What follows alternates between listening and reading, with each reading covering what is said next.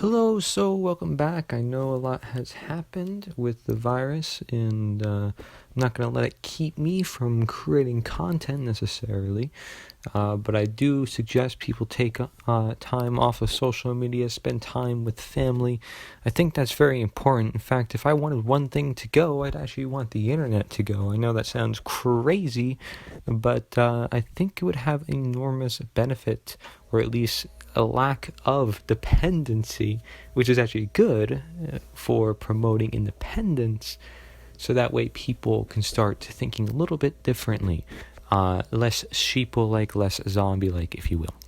However, I want to talk about something. So people talk about the truth, right? I'm in the truth movement. I promote the truth and nothing but the truth. Meanwhile, there's people always criticizing them, like, you're not covering this, you're not covering that. And I think that's actually really good for accountability. And I'm going to talk about that, specifically in the case of InfoWars, because there's a lot of people criticizing them. And I think for good reason. However, the way that's perceived by InfoWars and the employees, I think there's actually a lot of good on both sides of the end. And it's very important to kind of distinguish what's going on there and see, well, is it actually a matter of accountability that is actually good for both parties, actually? So, because if you feel like they're not covering something enough, or something is really important and they're not covering it enough, then yeah, you're going to want to speak up about it. Then yeah, people are going to spam you on Twitter saying, hey, you got to do this. Okay, but what I was going to talk about is truth, because the very thing we call truth is often so hard to describe with words. See, we want to say that words can do everything here. And truly, words can do amazing things, especially in the 21st century, where words have come to be so complexified, if we choose to do so. I mean, of course, we're still making some things very simple. Simple little things actually kind of annoy me, like when people say, do you trust? What do you mean? Do you trust it? Do you trust me? There's an end to that sentence, right? There's a lot of other examples I don't even know, because it's actually my own generation's doing of just kind of skipping words, and then also taking words and making it smaller. Okay, I sound like a boomer, don't I? But let's be honest. The language is naturally going to change like that, and that's okay. Certain things that not necessarily you will say is of nature, right? Because what is of nature, right? Some things that you may say come of nature, like electricity, for example, does not necessarily have to violate nature to the extreme that technology does. I say there's a difference between electricity and technology for a big reason. Because, well, technology could be very dangerous. It's taking electricity to an extreme, right? And I talk about extremes within my book and stuff, but I'm not here to spoil anything, of course.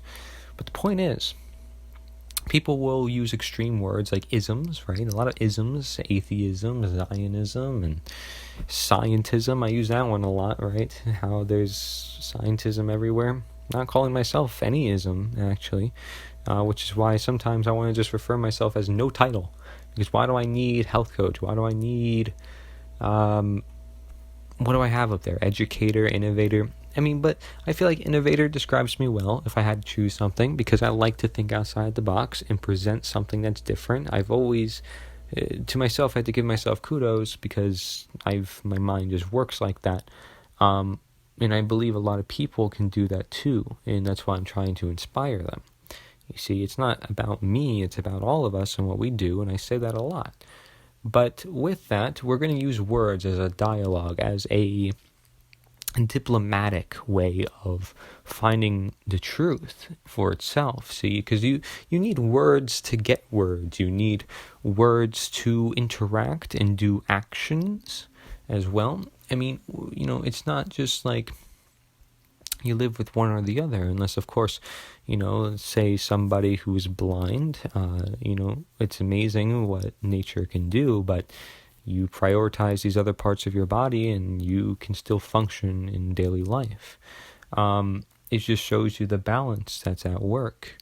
So, wrong words being used, there's a balance there. It's like, oh, well, I'm sorry. Sometimes I mess up on words and word perceptions, and that's a common fault of my own. And it also goes alongside my body type. And of course, I'm also referring to myself here, actually, because my biggest downfall is actually words. I mean, words are the hardest thing for me to do. And I know it sounds weird because I'm writing a book and I've been writing for a very long time, and I had some scripts for my videos. If you're wondering like what videos are scripted, it's mainly the ones that are the poetry based ones. I mean, of course you could just ask me because I guess it's a little confusing. I didn't really specify, but I mean, like, let's just say 95% of the videos are unscripted, but the poetry ones are clearly scripted. But regardless of the scripting, which is another thing about words, right? It's like someone putting words into your mouth. Like, I talk about taking the human out of you. You're supposed to express yourself, and that means not just through action, but words too. I mean, for goodness sake, just dance, get the blood pumping. Just saying. But anyways, you have words, right? And they're perceived so differently, which is another reason why religion becomes such a heated topic, in politics especially, and the big things that people don't want to talk about with words. And it's because there's this greater truth that exists without words. And meanwhile, you have these books that are interpretations on the truth that doesn't have words. And it's a lot of adjectives, right? And a lot of description words, and a lot of what's going on, when is this happening, what happens in this scenario or that scenario. Yeah, it's got to be like a story, it's got to be nonfiction or fiction.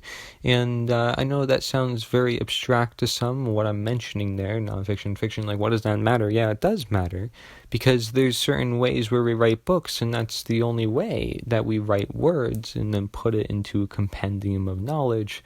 And if that's still kind of hard to comprehend, I don't blame you, because I did kind of make that hard to comprehend, but it's just an example of how words can be sometimes so hard. And I think a good quote to actually sum this up, and the reason why quotes are so successful is because you have a couple of words that can speak for many, many words, right? And instead of just going on and on about one point, the quote sums it up. See, the poem is very amazing at doing it too, and Ralph Waldo Emerson or Henry David Thoreau said that the poet is I don't know, like a sign of being in alignment of nature or something like that, right?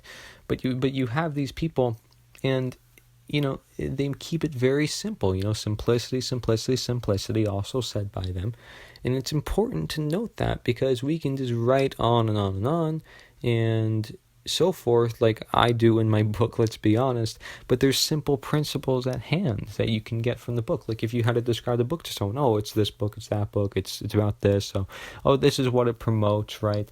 But instead, you have this long version of it. So the Bible is so long, for example, the Bible, and it's like, okay, well, that would need to be broken down to very, very specific things, and that would be way too long, and it would just extend, and it's just so long that it's so uncomprehendable. And even if you were to comprehend it, the words themselves are perceived differently by everybody. See how it's, in its very nature, it's very faulty by perception, is what I like to say. It's very faulty by perception. It's something that everybody will argue about, because no human being will see the same thing from the same words. It's just, you can come to similar understandings, if you're willing and open to that, but the very ability to perceive things and then what you do with it is a little different, right? Like, if I said my brain's a little bit better at thinking a little outside the box, you sometimes train yourself to think like that. And the same thing goes with your palate when it comes to, changing the foods that are in your diet. So it's like digesting words, right? And you hear that as a common phrase. Well, it's quite, coincidental that I can't even say some words, but because so many things are going through my head sometimes, and it's like, okay, well, I mean, Shakespeare made up words, why can't I, right? He gets away with it, but meanwhile in school, you can't do that. Taking away that aspect of innovation. But notice, I mentioned so many things here. I could keep branching to different areas, and I actually get so easily distracted, being the airy body type that I am, that my mind does go everywhere. And that is sometimes a problem within my own writings, but it's also a problem sometimes if I'm trying to convey a point. So I just want you to understand where I'm coming from with my videos and my content, and how other people perceive religion and politics and all this stuff that tends to be controversial. It's the fact that words, by their very nature, are faulty in perception, and it's dependent on how you perceive them, and based on your environment and all that, on how you'll perceive them. It's a big rabbit hole within itself. It's a tree that absorbs oxygen given certain circumstances. It's like, everybody lives in a different environment. Everybody's a different body. Like I go over that commonly, right? Well, the same thing applies to then everything that you put out there and everything you receive. Is like, you can set filters for yourself. You can set barriers for yourself. Okay, everything there is like, you see it as customizable, right? And that's the beauty of this open world that we live in, this reality of a video game that we can just program ourselves into something, hopefully not being programmed by something. But I'm just saying that it's important to understand that our reality has basic natures that exist, like the nature of words. And if you understand that, then you can start to bring a greater consensus upon topics. So let's say you get in some random argument about religion, even though you probably shouldn't, and by all means you should try not to argue. Actually, that should be your main goal, is how to promote peace, especially since religion is supposed to create peace, is it not? So like, it's very ironic that people will get into conversations and arguments, and at the very same time, it's like very counterintuitive to their intentions. And then no wonder why people perceive them so differently and think this of them. And you have to question that, right? But words is what got us so complexified, especially in a complex century, which we are with technology and mass media and communication in the 21st century, right?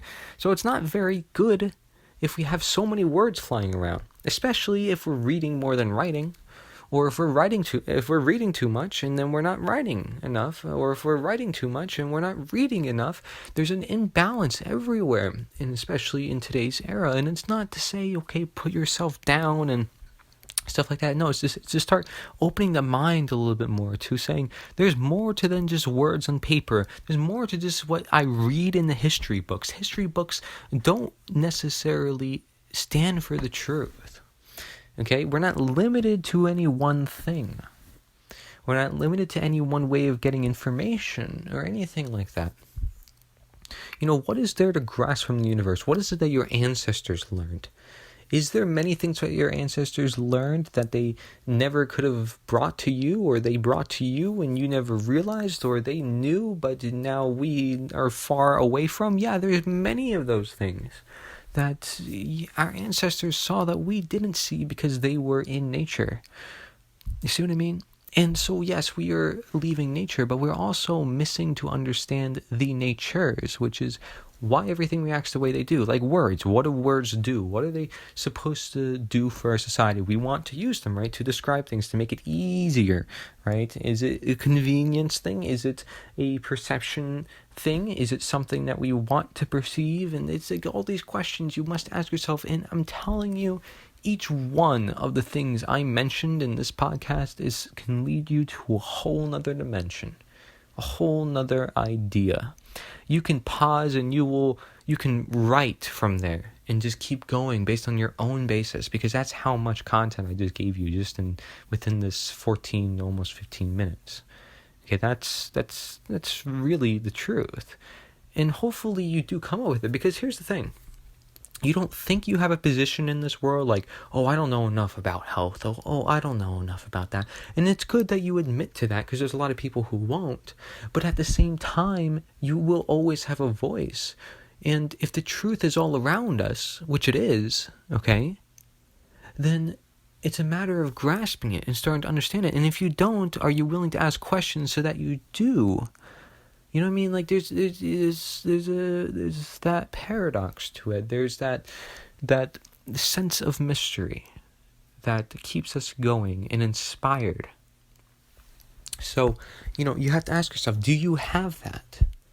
Because if so, then you'll want to experiment with different words, and you maybe want to be more like Shakespeare and start using words that haven't existed and make some, record, age-worthy poems and writings that exist for ages, right? Because of how popular they are for some strange reason, and they force everybody to read in school. But, that's how it goes, and with our century, it's like copycat. I feel like everybody's just copying from each other. I'm not trying to copy from anyone. I mean, it's pretty clear if I'm taking someone's article, I have it on the screen, right? But everything else that I'm always talking about, I mean, it just comes purely from me. So you also have to ask yourself, are these my words, or are these somebody else's words?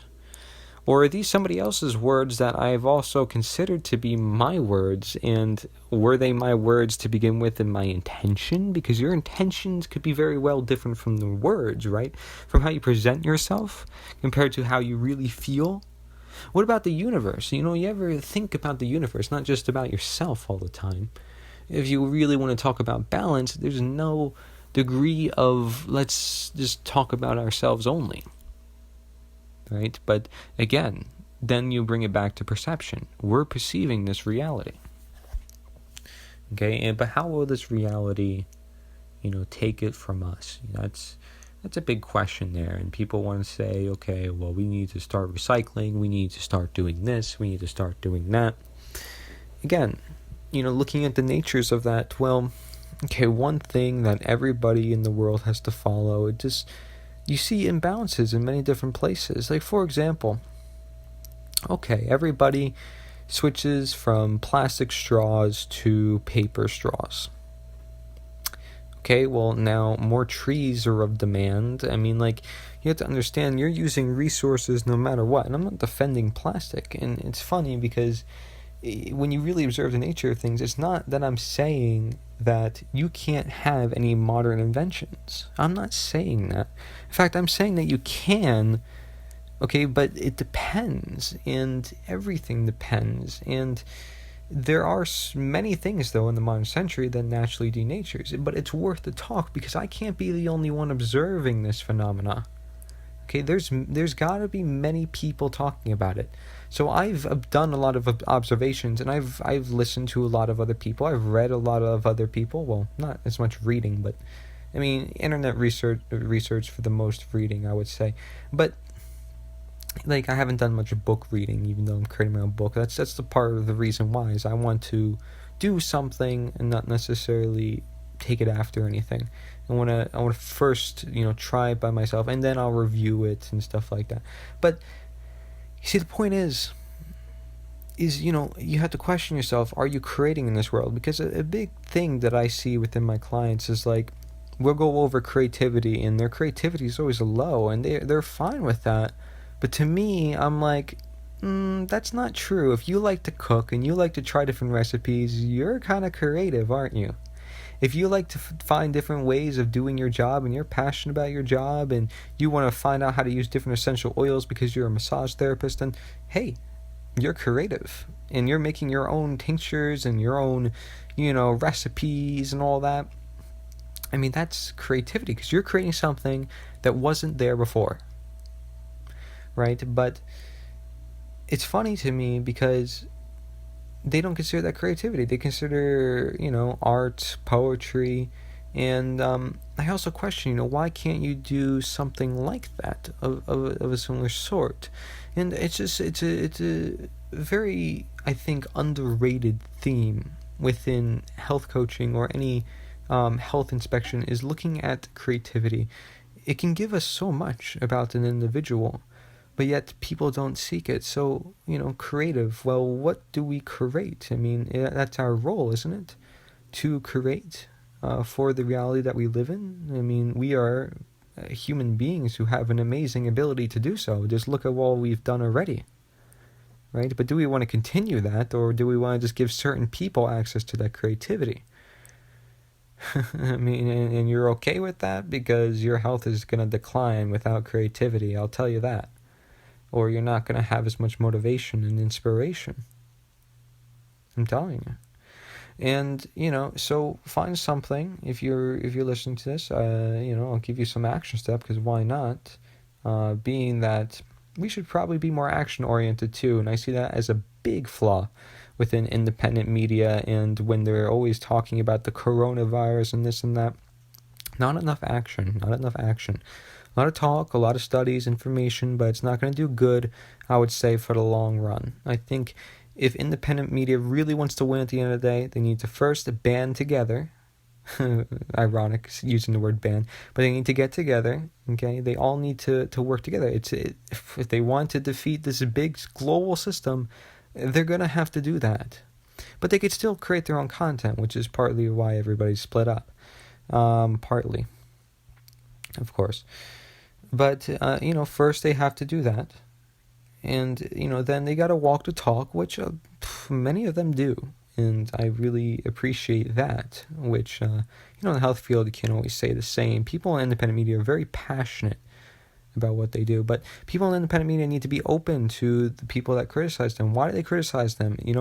What is a conspiracy? Because that really tells you right there and then what's going on.